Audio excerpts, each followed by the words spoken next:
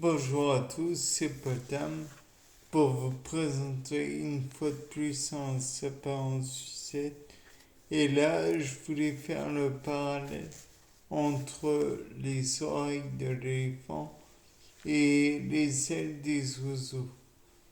Rien à voir, vous allez me dire, et pourtant, il y a bel et bien un sens à ce que je raconte, à savoir que les oreilles de l'éléphant, si elles battent autant l'air que ça, je pense que c'est pour faciliter le refroidissement du sang qui transite dans les oreilles et particulièrement si on y réfléchit bien, les oreilles sont parcourus de canaux sanguins comme je disais, mais j'imagine que c'est des petits vaisseaux sanguins car comme l'a montré le physicien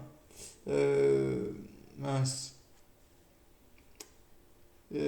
comment il s'appelle qui a prouvé l'effet Venturi, donc Venturi simplement. Euh, le, le liquide, le fluide même, passe plus vite dans des petits canaux à durée, à quantité égale pour des gros canaux. En somme, rappelez-vous du goulot d'étranglement quand il y a beaucoup plus comment dire, de de fluide à passer, alors ça va plus vite que dans une petite ouverture que dans une grosse, peu importe. Rappelez-vous par exemple du détroit de Gibraltar où qui a un courant colossal. Et d'ailleurs, dans tous les détroits, c'est beaucoup plus important le courant. Bon, bon.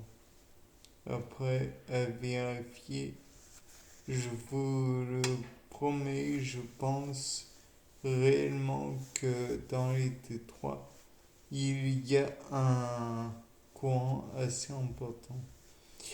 De plus, ce que l'on peut envisager, donc naturellement, c'est pour perdre de la chaleur que battent les oreilles des éléphants.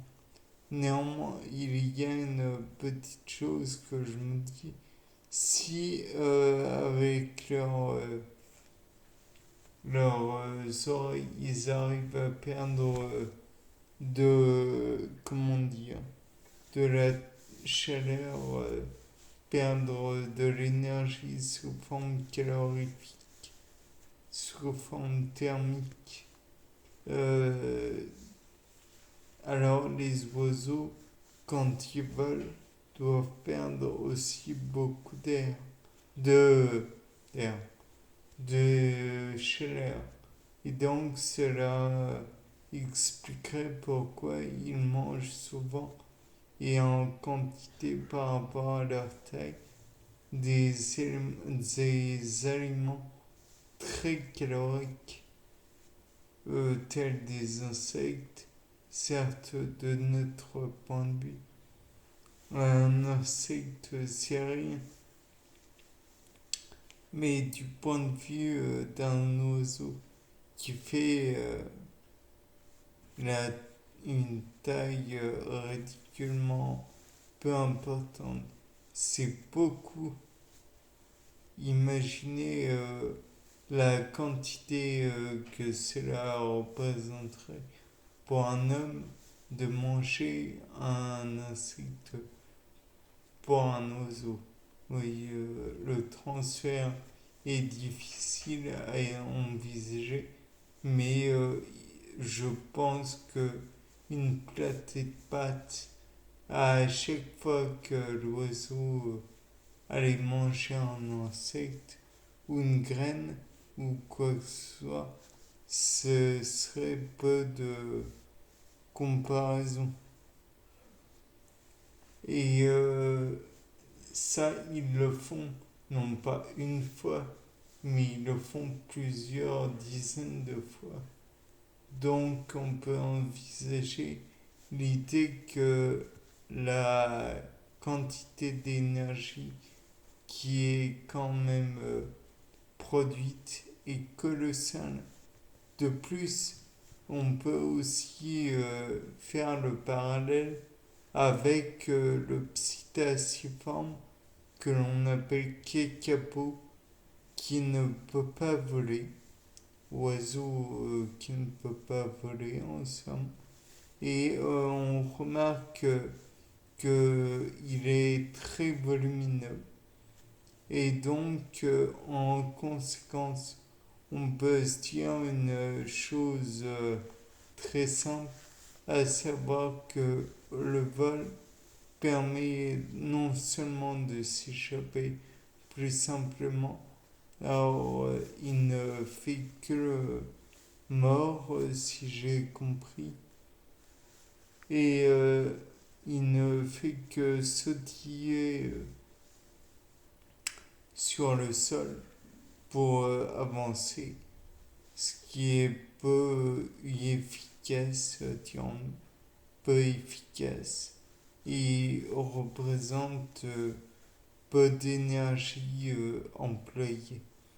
Donc je présume que lorsque l'on garde une alimentation, lorsque les oiseaux gardent leur alimentation, qu'ils sont mais qu'ils ne volent pas, ils prennent du poids, du volume, et ce qui est contraire en fait au vol, puisque le vol demande à ce qu'il puisse être relativement léger. Ensuite, on peut aussi comprendre que comme il ne dépense pas d'énergie, il grossit et voilà, c'est tout. Il ne fait que grossir. Or, dans nos villes, nous voyons aussi le phénomène se produire, par exemple, sur les pigeons qui représentent, qui, qui ont une abondance de nourriture non négligeable à cause de tous les déchets que l'on laisse sur les trottoirs, permettant ainsi aux volatiles de pouvoir se nourrir sans avoir à chercher, ce qui aurait été une dépense d'énergie plus importante et donc pourrait à terme permettre aux volatiles toujours de mincir, d'utiliser de l'énergie à d'autres fins que de voler pour atteindre leur perchoir. Bien sûr, si on va par là, on pourrait aussi dire que la chauve-souris va beaucoup perdre d'énergie en volant. Et il est intéressant de remarquer que certaines chauves-souris sont frugivores, mais aussi insectivores, et d'autres encore peuvent consommer le sang d'autres animaux. En somme, ce sont des, entre guillemets, vampires. Et donc, de là, on peut envisager que cela apporte de l'énergie en quantité non négligeable. À vérifier tout cela, mais je pense que c'est tout à fait valable. Bien, c'était Paul Dame pour un nouveau sapin en sucette. Au revoir.